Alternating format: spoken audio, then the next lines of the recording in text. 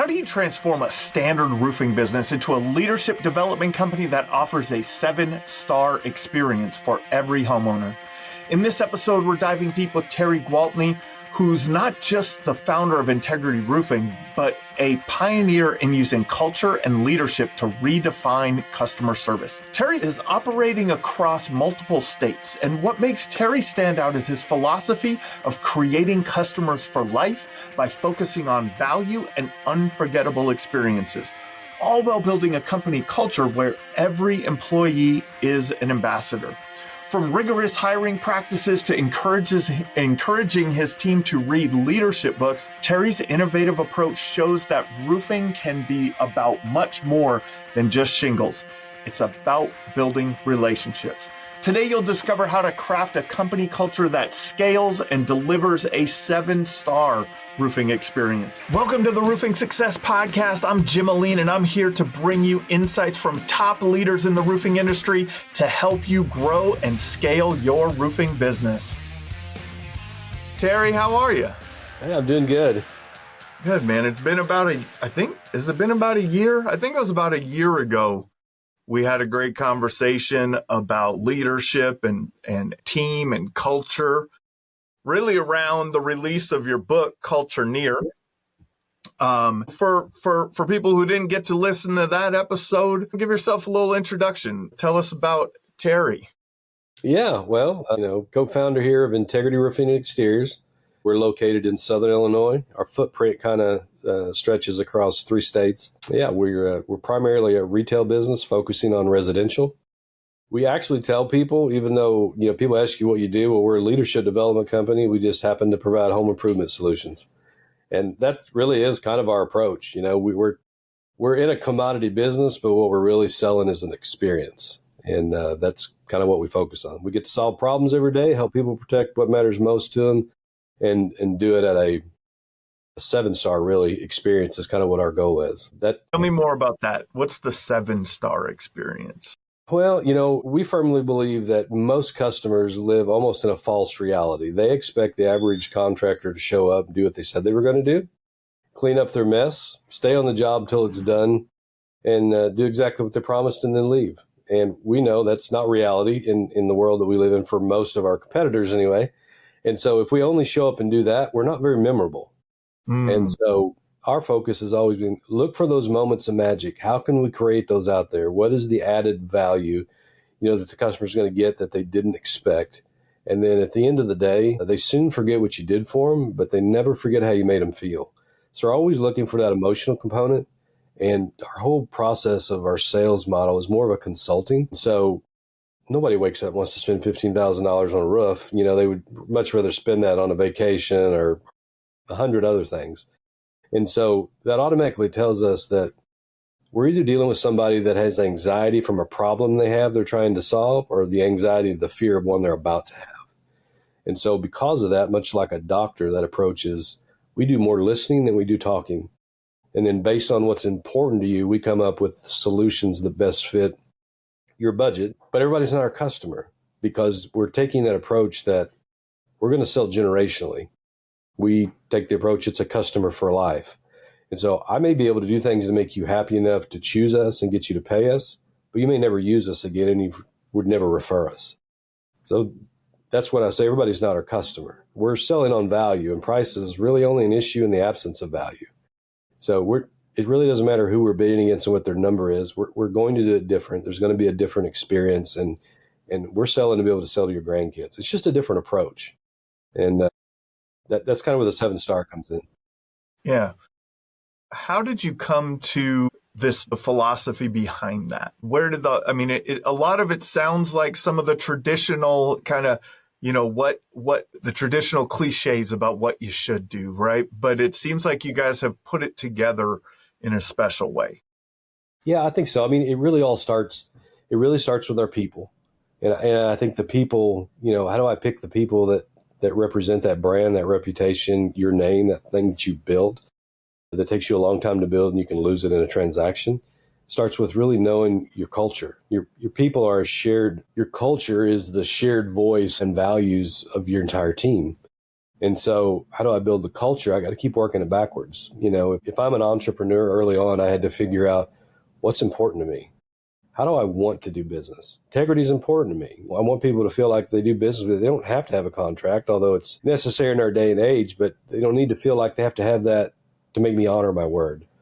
The customer experience was important. So we created our core values. And then okay, if it's going to require the ability for me to be able to serve more than one person, then I need to have a vision statement. Like, what does that look like on where I'm going? Because I can't ask people to go with me if I can't communicate where I'm headed. And then, we had to spend a lot of time on our mission statement. Our mission statement is how we're going to do that. And so once we figured that out and knew that, this is going to go beyond two people, I don't want the experience to be different with employee number 3 or no different than employee number 30.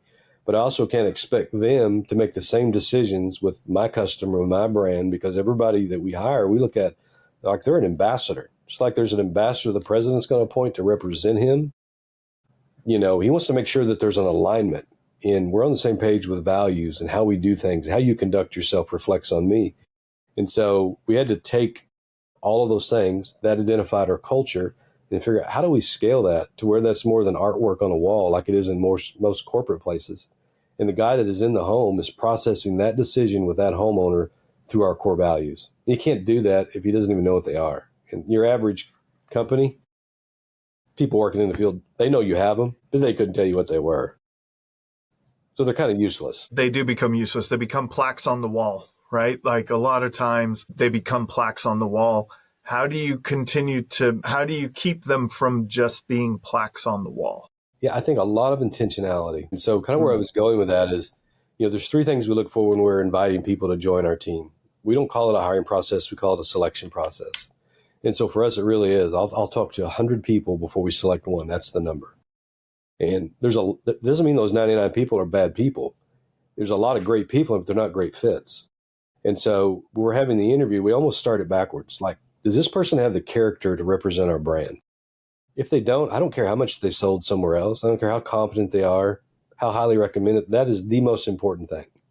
Because we're looking to add people to the team that's going to be here 2 years from now, minimum, 5 years from now.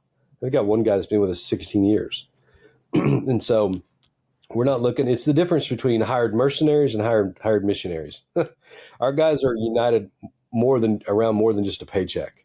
And so they're not just looking out for their self-interest. They understand that I'm doing something as a team, I'm representing a brand, and I'm servicing a customer. And in the process of all that, I get paid really, really well. So it's a little bit different approach. So it's character first. And then the second, it's cultural fit. Oh, he's an honest guy, but does he fit with the team we've already built? I don't need a guy rowing in the opposite direction. I'm going to expend more energy. If he can check those 2 boxes, then the third one is, he needs to be competent, but you also have to trust your process. And so I think a cake mix, I don't have to be a baker, but if I can buy a Betty Crocker cake mix, follow the instructions of add a little bit of oil, 1 egg, and mix this up and put it for a certain temperature for a certain amount of time, there's a predictable result. And so we also make sure those people are highly teachable. And so that whole mantra, we're a leadership development company that just happens to provide home improvement solutions, we start them out of the gate. They're reading a book every 2 weeks, during a 6-week onboarding for a salesperson. In an industry where many times is riding the truck with Bill 3 times. And, if you think you can make it to the next paycheck, we'll just see who sticks. It's just a big different approach and a much higher, I think, investment on the front end. But when you gather those people, then the intentionality and the reward system and the recognition and the compensation all begin to build on, this is how I'm scaling this culture. Like this is us. And the guy on the forklift knows what it is, just like the guy that's running CFO in the accounting department. I know what some people are going to ask is, how do you get these people to read a book a week? I mean, a lot of us past school, right? Past high school or college. A lot of people haven't read a book since then, right? And now they're coming into usually a career track that is not related to formal education a lot, right? And so how do you do that first? Right. Well, so it's every 2 weeks. We're not so aggressive that it's every week. It's usually every 2 weeks. Okay. So it's more front loaded. So when you come in on the front end, there's a certain amount as you're going through different parts of training that you have to get initially. And then we track other ones that we will give them, through the course of their career, depending on the track they're choosing. And so if I came in as a consultant, but I want to be a regional coach someday, I'm going to go through, maybe upwards of 200 books. Now, most of the books we have, 99% of those we've selected where there's also an audio version. So in the truck, the guys are going to be able to listen to it. Matter of fact, as of the time we're recording this, 2 days from now, I'm taking the Colchineer book, going to Nashville, and we're converting it to an audio book. It's available on Kindle, but, so many of the guys, based on what you just said, you have a whole lot more time to listen, and maybe you're not a great reader, but you can consume the content. I think everybody has their way of learning too. I'm an Audible person, man. I'm running through Audible books like crazy. It's the easiest way to consume that for me, right? Like, and it's a great thing, and that's great. Windshield, what do they call it? The Windshield University, right? Just, get on the road and get that. And you guys cover a lot of area, but not a lot of population. Yeah. So in the 3 states that we're in, our biggest one is going to be probably our Illinois market. So we're in the southernmost tip. That market will cover north to south 120 miles. It'll cover 70 miles east to west. And you cover that whole population in the biggest town, you'll find in there will be 25,000 people. And most of those are going to be far less than that. That's a metro area, which is why we're covering such a big footprint. So yes, our guys have a lot of window time. But, back to that original question, one of the things that we're looking for in that selection process is like we choose people that believe as much in themselves as we believe in them. And it's a very upfront conversation. We're interviewing you today, not just for the position that's open, but for where we see our company 5 years from now and how you could fit. So potential is not what you are, it's what you can become. So we're going to require this out of you. So there's many of those guys, like part of the interview process is tell us the last self-development book you read. That's okay. Some of those guys, they'll take to it when they understand. They get enough information and enough people believing them, and you give them enough opportunity. Like, I don't have to sit down and read it. I can listen to it. And I'm looking for a summary after that. So they're sitting in a group of peers in our meeting. It's like, okay, you just finished the book on why this week. Give me 10 minutes. How are you going to apply that book to the position that you were hired for? Also, how do you feel like that's helping you not just professionally, but how's that going to help you personally? Like you set goals, that you're going to sell. Why is that? Why do you want to make more money? I want to have more security. Well, why do you want to have more security? Well, I don't want my wife to have to work. Well, why is that important to you? Because I want her to be around for my kids and I want them. And so you just keep digging into it. You know what I'm saying? And so eventually what happens is it's like, I'm a better version of me. I'm not taking the class because I'm forced to now to pass the test. I'm taking the class to learn something from it because it's going to give me opportunity. So it's a different mindset. You change the perspective. Yeah. And that creates a filter, right? That creates the filter. It builds walls around the team to not let in the culture killers, right? And I would assume that if someone did not read that book that was on the list for this couple of weeks and everybody's sitting around at that table, I would assume that there would be a social, it would be uncomfortable for them socially, right? Like, it's not that somebody's going to be mean to them maybe, but wait, you didn't read the book? Like, we're all rowing in this direction, so I could see how that can be a powerful filter along the way. Speaking of like the territory you cover, and we were talking a little bit off camera about the goals going forward, you cover a lot of ground, a lot of small towns, medium-sized towns across that region. And you'd mentioned to me that the goal for 2025 was essentially, if I could paraphrase it, was to go deeper, not wider, right? Like to get even more traction in those markets than to expand the market. What's the goal? I mean, you could clarify, I may not have said it perfectly, but clarify what you're thinking and what steps you feel that will entail. Yeah, well, we've spent a lot of time since COVID working on what we would call our bench. And, we like to take our circles of influence, and a growth model would be is go just a little bit outside of that circle where we already have some brand equity and then just stretch that market. But because we're so widespread, one of the things that we're seeing is, every medium of advertisement doesn't overlap even in these small areas. I mean, you're talking about 120 miles. You may be in a DMA of two, some places 2 or 3 different television stations and different things. I've got one part of my market where one of our top salesmen live. Well, all the television involvement in that area and influence is all coming out of another state. So, the 2 states that we buy in, they don't even reach there. And so you've got to be a little bit more creative. So it leaves all these great pockets of opportunity. And so for us, we've seen that the process will work. If the process of our, selection has worked, we can turn around and match that with our training process. And it's pretty predictable what that's going to do to the top line. And so like we know next year, apologize. We've got 2 great people coming through our training right now. Well, we already know what that means in an average of numbers that's going to add to our bottom line. In the market that they're in, it's going to add 35%, to the top line. And so it's kind of foolish to go out and struggle a little bit further when we haven't maximized, what we've got. And every time we think like, how much more can we do in this one market? Our eyes are open to how much more opportunity there is there.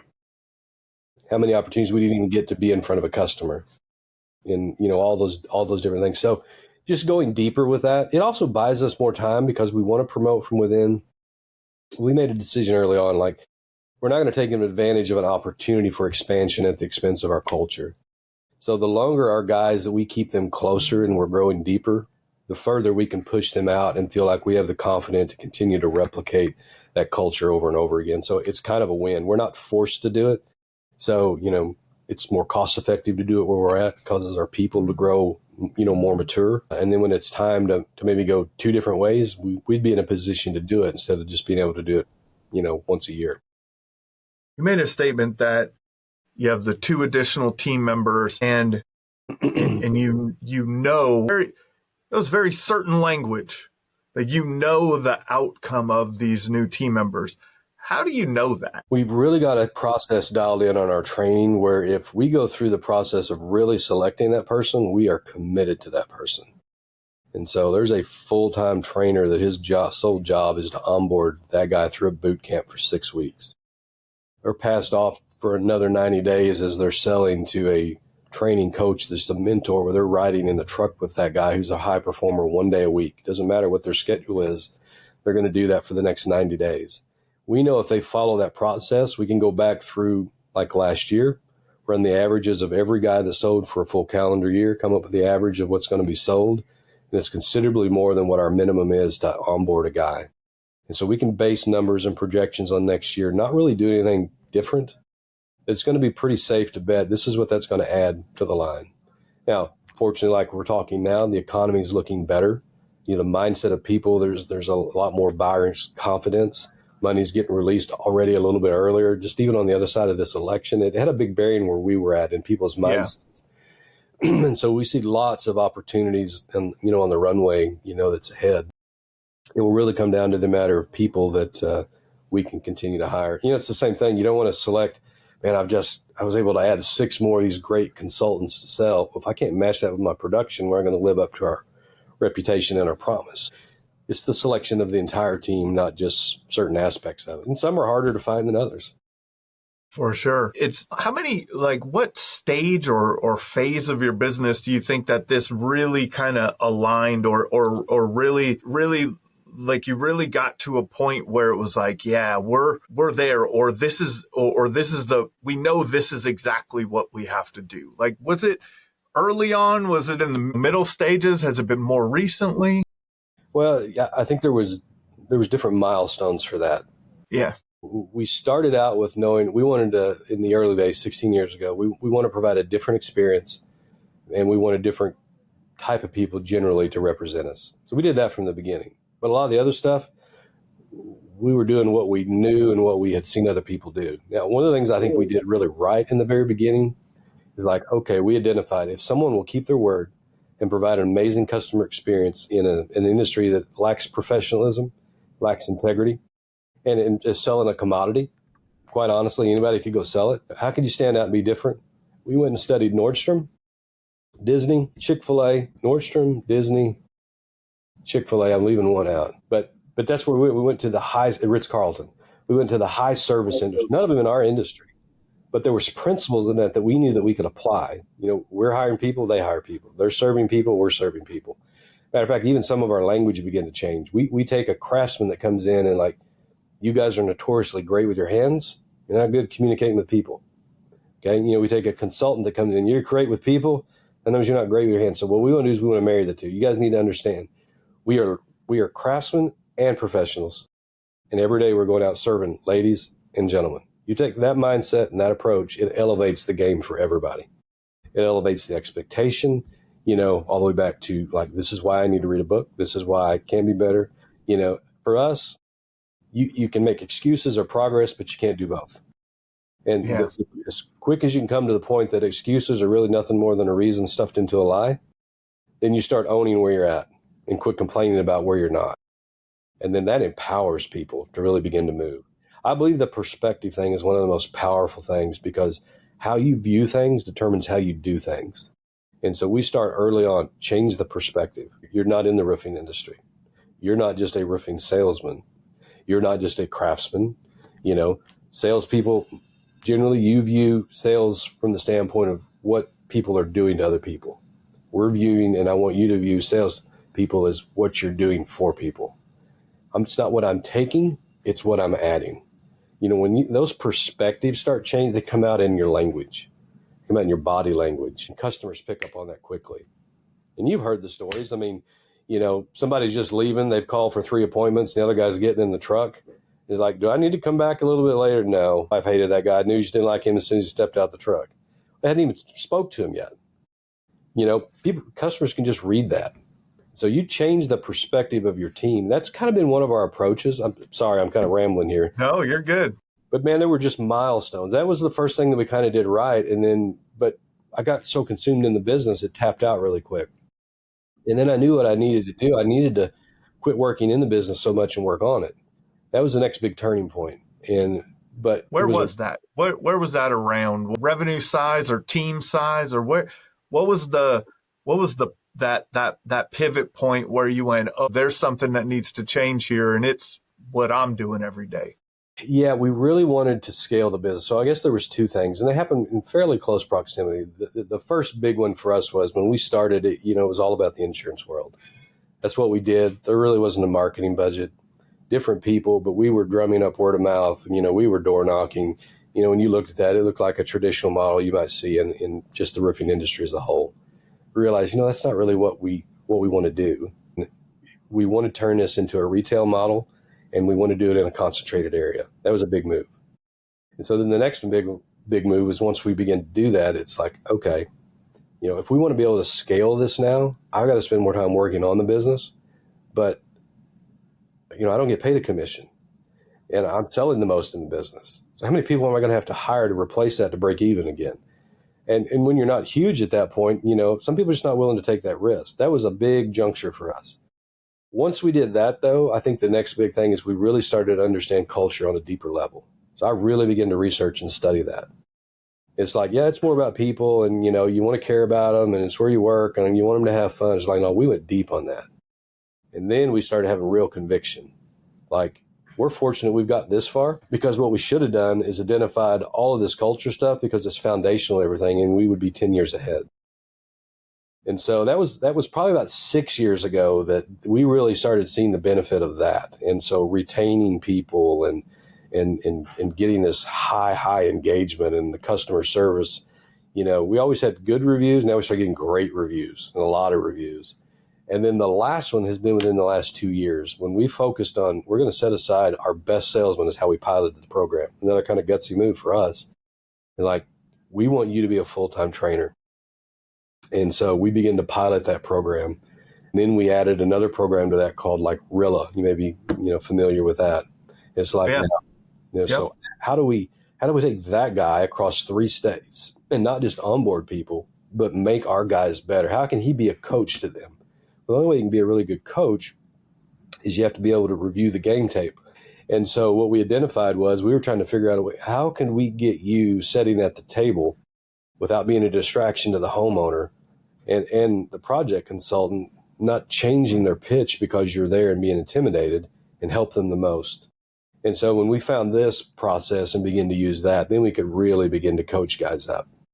I mean, you did great on this, but right here is where we can help you. And we started moving the needle on close rates. Not all of the best players become the best coaches. No. How did you overcome that, or how did you measure that? How did you make those adjustments if you needed to? Well, it's really funny in that particular role that we're talking about, because you're absolutely right. You know, success in one area doesn't guarantee success in another. And a lot of times it's almost a competing strength. And our culture worked in our favor in that arena too. The guy that we asked to step into that role, we could have never asked to step into that role 5 years ago when he came on board. But he's not the same guy 5 years later as he was. So, and he trusted us, and we had enough relationship. We're going to pioneer something, and we think this is what this is going to look like. Here's what you know you'll make. Here's what we think you can make. He took almost an equal risk. But because of that, it allowed us to kind of maneuver through that. And then he went on, and, we really train our guys to, it's almost like have your own life mission statement. And so, I want everybody we hire to retire from here. Will they? No. But what we do want is that you can turn around and say, you know what, I'm a better person because I work there. I'm a better father. I'm a better husband. I'm just a better citizen, a better man because I worked at integrity. And so that's exactly what happened to him. And during the course of this, financially, his life just really got changed through a variety of things. He made a lot of money here. One of our guys here really taught some principles of budgeting, and he connected with him early on. And it changed not just his life, but generationally. And he's seen that. And so part of his life mission statement was, if I ever get an opportunity to be able to go help other people in their finances, to learn and benefit from what I've learned, I want to do that. That literally happened. That transition happened about 2 months ago, and he went to work for Edward Jones. And that's what he's doing every day. But because the culture was strong, there was another guy, that had been being mentored for 4 years. He had our heart. He had our culture. He had benefited already from the experience of the former leader, and he was able to step right into that role. Different skill set. Mm-hmm. So he's approaching it, the same way, but he's building on to. So it will only become better because of that. And again, I attribute most of that to culture and the kind of people that were selected through the culture. Yeah, that selection process has to be the key of it, right? Like that's the key piece. It's the, to the old adage, hire slow, fire fast, or something like that, right? Like you're living that. You're not just saying it, you're living it. During those times, like there has to be, especially during those shifts in the business where you're starting to take, step out of certain roles, you're not selling as much maybe, or as an owner, you're not selling as much, or when you're transitioning some of your top salespeople into trainers, there has to be a trade-off in that time. I think that there's a fear with business owners in that trade, like, cause there's a gap in profitability that happens there, right? And you got to make that leap. And the question that I want to ask is more, what personal sacrifices did you make in that time frame so that the business could do what it needed to do? Were there any of those moments where you said, well, I'll just not take I don't know. Yeah, there was. I think for every good business owner, it's a calculated risk. Yes. Believe in the direction strong enough to do it. There's a risk, but you think the predictability and the odds of success are greater, and it's just worth it. And so I think that's what, some people get paralyzed, I think, in the analysis of paralysis with all the what if. Well, change all of that and just, take a little bit of risk. No, go stupid. But I think the cost for that was, the answer to that would be different at different junctures. The biggest cost, when we decided, we're going local, we're going with a total retail model, we went backwards in revenue as a company. And, it didn't necessarily set the world on fire a year later. But then we started, 3 years ago, we had a 3-year period where we doubled in size. So what happens is much like compound interest. If you believe in it and you hold on to it and you survive with it, it may be incremental in the beginning, but it becomes exponential and compounding. And like now we're riding the wave of a lot of that compounding. But you're right. The selection process is so deeply connected to the culture component. And I don't think most business owners connect the two. You can have these conversations and they will mentally assent that I know that's important and that's a good idea. And depending on where they're at in their growth and how much they've stepped away to really work on it, let's be honest, most of us had the dream to go in business for ourselves, to say we're in business for ourselves, to be our own boss, to have the flexibility. And what we did is we created a job where we work more. There's some people that work for us that make more than what we do. And we have more responsibility, all the liability. And it's like, is this really what you signed up for? And yet you've just created this job and you're afraid to give up your job to go back and reclaim your company and work on it. Sometimes I think there just needs to be a reset. This is why I got into this. And so if not, I need to go work for somebody else. If this is why I got into it. How do I get that back on course? My point is, I'm worried about making payroll, dealing with the IRS and this work comp audit I've got. That all sounds great, but I don't have time for the culture. Well, that's like saying, I got a wall to build here. Yeah, but you forgot to do the foundation. You don't understand. I've got to finish the wall. Like, for what reason? It's not going to matter. The first time we have a storm is you're not building it on a firm foundation. And so I don't think you can select and build your team until you know what I want my culture to look like. And I figured out a way to communicate that to you that drives your behavior on a daily basis. Otherwise, I'm trying to manage 10 different companies. We're already managing 10 different personalities. It needs to be one company, one voice, rowing one direction with a shared valued system. You're doing the events now around a lot of this, the culture near events. Explain those a little bit. Yeah, it's something that we're developing. We do a little bit of speaking, in some mastermind groups, stuff like that. We're hosting our second group. We have one of these coming up in February. It's called the Ripple Effect Experience. And that whole event's focused on culture. And so there'll be 6 speakers. We hosted, our Culture Near podcast hosted, so I'll be one of the speakers. And then I'll bring in 5 different speakers. And one of them will come from the nonprofit world.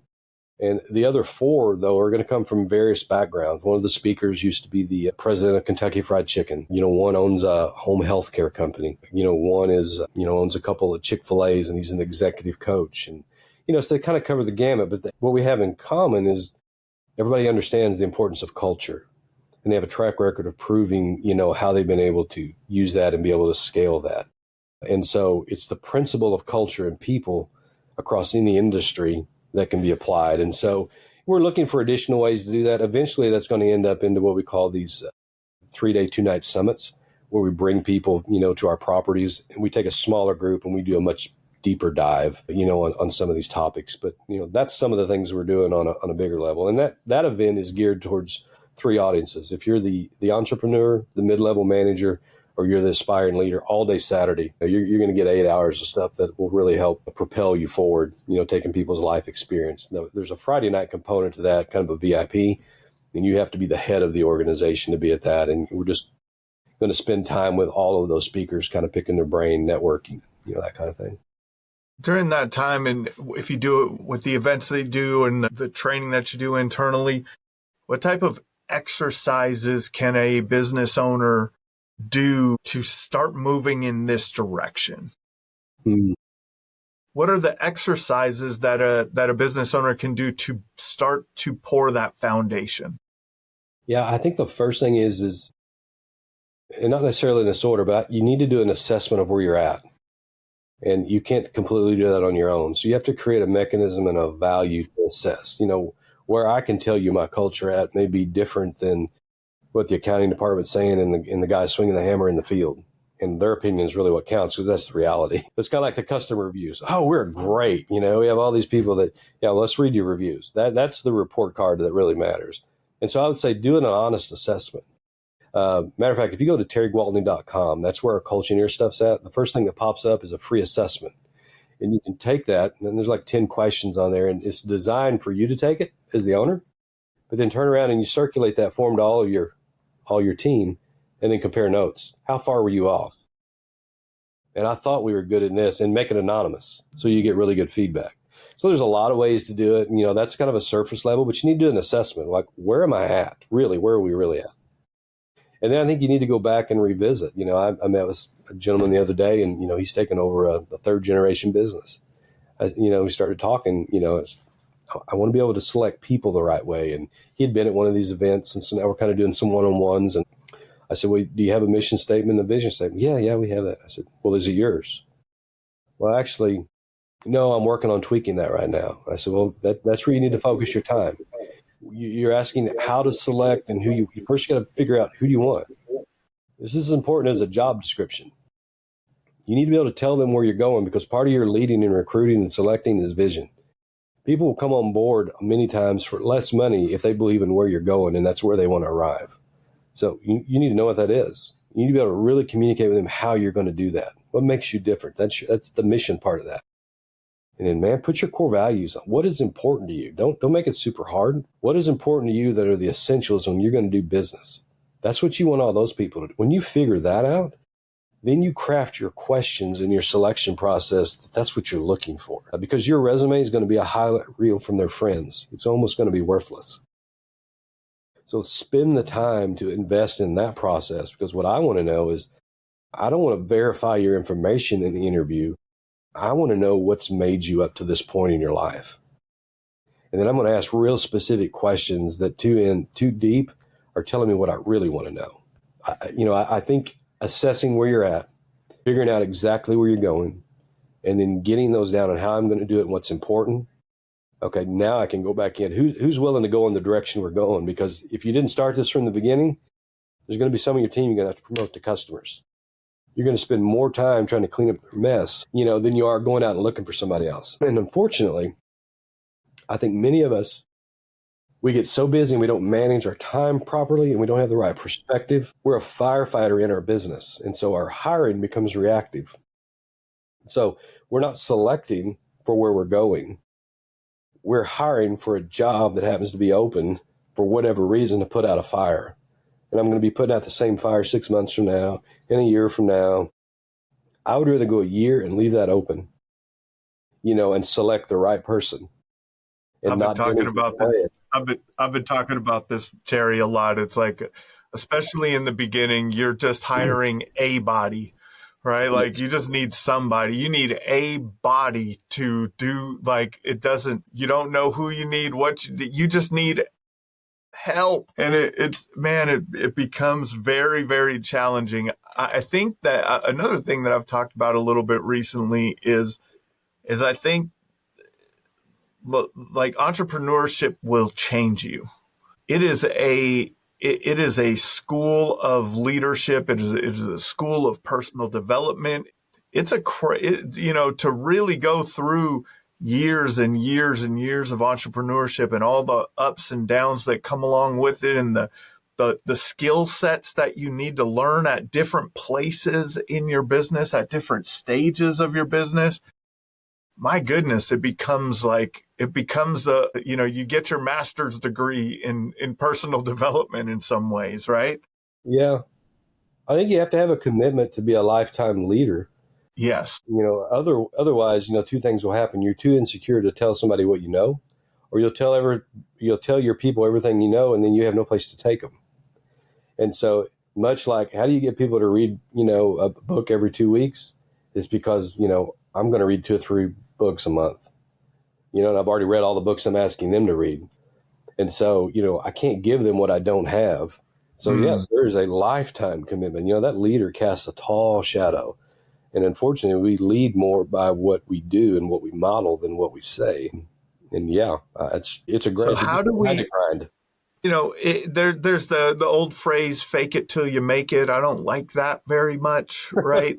But in a way, in a way you are, right? Like in a way you are, and maybe you haven't made it. Maybe you are not the person that casts that great shadow, the leader that casts that great shadow yet. How do you give yourself the grace to go from those early years with the intention of getting to that leadership level?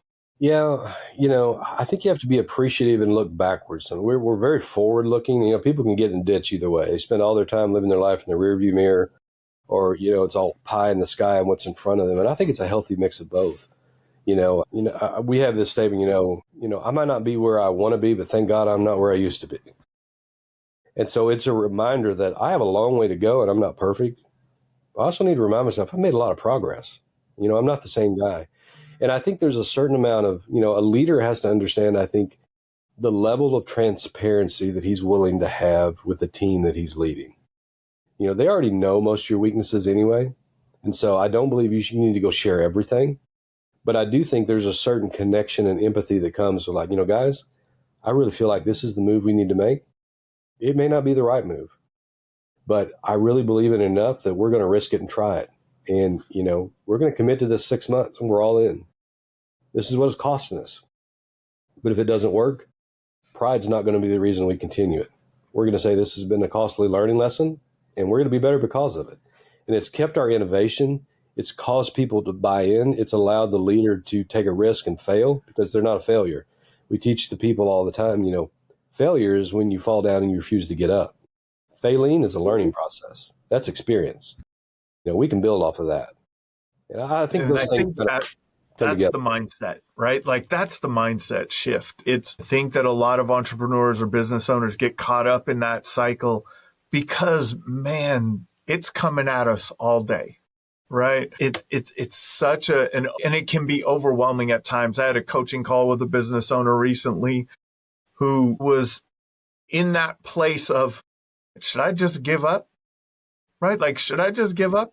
And we started walking through the things that they had built out. And what I realized was that there was just a lot of loose ends, a lot of unfinished projects. And they had so much of the structure there, but they just didn't connect this to that yet. They didn't plug it in, right? Like they got everything. They had so much and pretty extensively, but it was that they didn't see the results of their actions yet. They had not seen the results of their actions. They have not seen the fruit of their labor yet.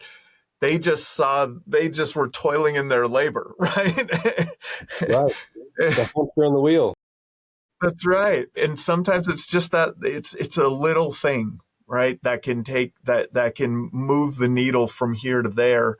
What advice would you give someone to continuously grow as a business owner, in their personal life, as a leader? Yeah, well, I think a couple of things. I think first, you need to adopt the mindset of I'm a lifetime learner, number one. I think there's some key things. You need to understand potential is not what you are, it's what you can become. And you're not competing against the guy across the street, across town, or in the next state. Every day when you get up, you're competing against the guy in the mirror. So what I need to be tomorrow is a better version of the guy that I'm looking at today. How do I do that? And then I think a firm, healthy understanding of I always question people's motivation to be a leader. If you're a good leader, you understand there's a whole lot of that nobody in their right mind would sign up for. And so if the motives are right and you're a more servant-oriented leader, I think that drives you too, because the better leader I am, the more influence I have. Now, do I want the influence because it gives me more privilege and money and all the other things maybe that come with that? Or do I want that because I really want my life to count? I want to make a difference. I want to pour into somebody else and see that investment. And I think that fuels a lot of that. You have to get the right mindset on the right definition. What's your motive to even be a leader? It's like if your only motive to be in business, I want to make as much money as I can. Well, that's going to be a short run. And it's going to be pretty unfulfilling, to be quite honest. So how you measure success when you achieve it, you're probably going to be bankrupt in a whole lot of other areas of your life. And so we're working on a course right now, and it's something that we're really passionate about. And so we use this process we go through with all of our team. We use it in the hiring. We use it every 3 months in an evaluation and kind of job sculpting. We call it like a life 360. And we'll take their life and we have it divided in 6 major categories that represent their whole life. And it becomes an assessment tool. Like we really want to know, how are you doing in your finances right now? And how are you doing in the area with your family, like your immediate family? And so we break all those areas down. And one of the new things that I'm rolling out for next year is we're going to take that to another level. And we're going to teach them how to create a 360 life plan for the whole year. So if you think about your business, like what's the vision statement you have for your life this year? Kind of what's the mission statement for that? What are your goals? And I started it yesterday with our group, and I started it by teaching them, our challenge this week in our exercise is you're going to write your eulogy. I said, just like anything in business, we're going to begin with the end in mind. And I said, I want you to think about this for a minute. And I said, I know that sounds a little bit morbid, but I'm going to teach you all these other components because I want you to have a vision for all 6 of these areas of your life. Because I don't believe there's such thing as work-life balance. I think there's a work-life integration. And so they're intricately tied. You think about if you have a heart attack, that doesn't just affect your health. That affects how you interact with your family. Now it also affects how you're interacting at work. So every portion of your life doesn't get an equal amount of time, but it needs to get the proper amount of time. And I think we have these hard charging business owners and we end up in 2 ditches. We figure out where we get recognition, where we get fulfillment and what we think success is. And then we turn around and it's like, man, we've made a lot of money, but we're bankrupt in our relationship with our wife. She feels like, that we're just a roommate. We're bankrupt. Our kids don't like us and they're going through stuff as teenagers and we're not even able to connect with them. And so some people will say, you know what, I'm going to give all that up and go be an employee because I got to go back and try to save my family, or you'll have other people, it's just the opposite. And I personally believe we can teach people how to win at work and win at home, but you have to start it with like, where do I want to end up? And so that whole eulogy thing, it's like, think about a vacation. The first thing I have to decide before I go on vacation is the destination. Once I figure out where I'm going, then I can figure out how long it's going to take me. What's my transportation? Where am I going to stay? What's my activities? And so let's take this long view of your life that you're heading on. You can make more money, but you'll never spend more time. You'll never be able to reclaim the time that we spent together today. And so see yourself in a movie at your funeral and list out who's going to be there. Like who's alive now that would still be alive. Okay. Start with your family, start with your colleagues, start with your friends, start with people you go to church with. Okay. Now let's break that down. Prioritize that list. Okay.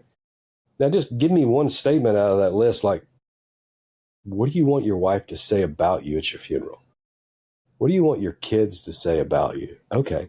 So you start going through that. I said, now let's take that because you're not just going to drift there and end up there. Hope's not a strategy. And so now let's break that down 1 year at a time. And where do you want to be in your finances next year? Where do you want to be in your relationships next year? Now let's create a vision statement for that and let's hold ourselves accountable to that. Let's look at that every quarter. Let's look at it every week and let's create this giant page. This is what I want my life to look like. In other words, order that life. And so we're really going to use that this year to, because we're so invested in our people, which again ties back into your culture. I add enough value to our people, they'll go into hell with a water pistol for me. And they know I've got their back and they know they're going to be a better person because they're here. And they're much more than a number. And so I think a lot of those smaller things, taking the time to do that, they just reinforce that. There's so many of those elements, though. Yeah. And I like the way you put it is that I don't believe in work-life balance either, right? Nothing is balanced in your life the 6 core things that make up that life. It's not an equal pie chart, right? Something to think about, but the things that you focus on will grow. So if you take your eye off of your work to focus on relationships, you have to have your eyes on a lot of places at the same time in your life. How would you feel people should balance that? Well, I think it goes back to a little bit of that exercise, but they need to understand their priority. And then to what you said, they're not equal pie charts.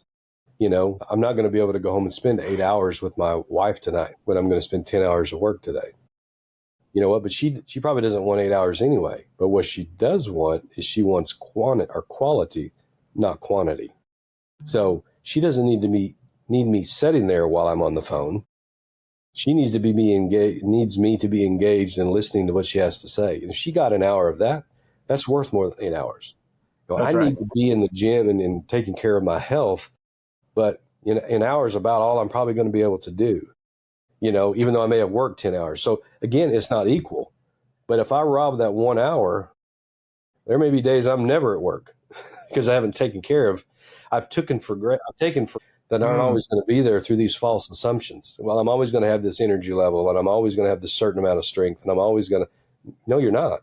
And so if you don't have a plan for that, And so I think the assessments and how often you do that keeps that in front of you. And for us, we have like a coach on our team that was set with them. And like, you said on a scale of 1 to 10, you were at an 8 last time in your finances. And your relationships were, at a 2. This time you're at a 5 at your finances and you're at an 8 in your relationship. So, what's going on? And so you kind of help them self-diagnose that. Yeah. But we'll do crazy things, that because we believe it. We for us, it's more than an exercise. We really believe in it. And so, like, I'll take our key level guys, and part of an eval is, I want you to tell me, how often are you dating your wife? Well, no.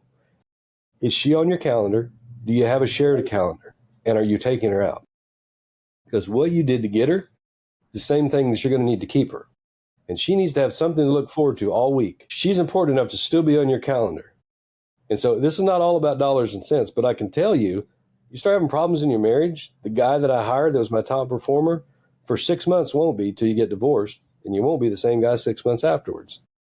And so trying to get business owners to look at this, they're like, man, I don't have the time for that. And that's just an extra expense in my company. No, it's an investment. What's it going to cost you to replace that person? What's it going to cost when they're not engaged? What's it going to cost not taking care of your culture and they're telling you one thing, but as soon as you leave the room, they're doing something else. It's an investment. All this is about a long-term picture. So if you're in this thing for get rich quick and overnight, it's a race to the bottom.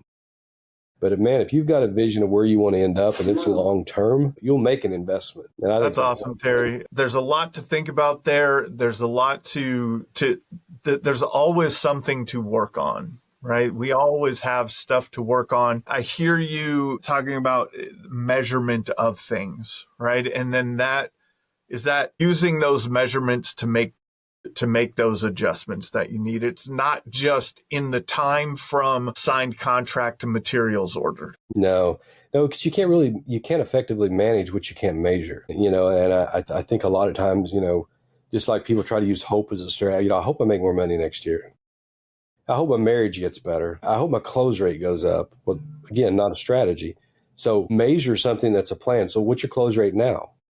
Okay. What do you want it to be 90 days from now? Okay. How often are we going to look at that? We're not going to wake up and be surprised. Well, 90 days, I didn't move it at all. Well, you should have known that 60 days ago. And so you just kind of start working all that backwards. And I think that's the power of the measurements and the constant check-in. We're big on too. I think most of us, if we have any kind of success, we're committed to working on our weaknesses. The problem is not necessarily our weaknesses, it's our blind spots. And so if you don't create a culture that can speak into your blind spots, you're never working on the things that everybody else already knows is your biggest weakness. And we'll do some exercises even around that. But, it takes, again, a certain level of vulnerability with a certain level of trust, which really only comes out of a certain level of relationship. How do you differentiate a blind spot from a weakness? The weakness, I think you're aware of, the blind spot others are aware of, and you're clueless. And so I got to figure out a way to get that information to be able to measure that so I can go to work on that. Yeah. It's kind of like that whole perception. Our perception is our reality, but our reality doesn't mean it's really reality. That's right. Eliminate your blind spots. Terry, it's been a pleasure. This has been another episode of the Roofing Success Podcast.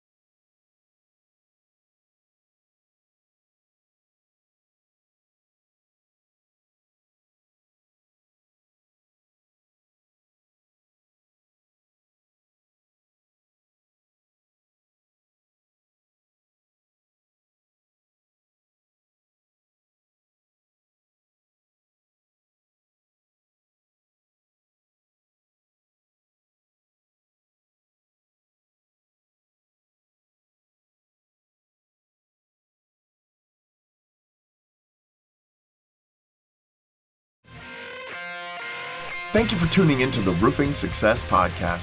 For more valuable content, visit roofingsuccesspodcast.com. While there, check out our sponsors for exclusive offers, shop for merchandise, and sign up for our newsletter for industry updates and tips. Also, join the Roofing Success Facebook group to connect with other professionals and stay updated on the latest trends. If you enjoyed this episode, please subscribe, like, share, and leave a comment. Your support helps us continue to bring you top industry insights. The website link is in the description. Thanks for listening.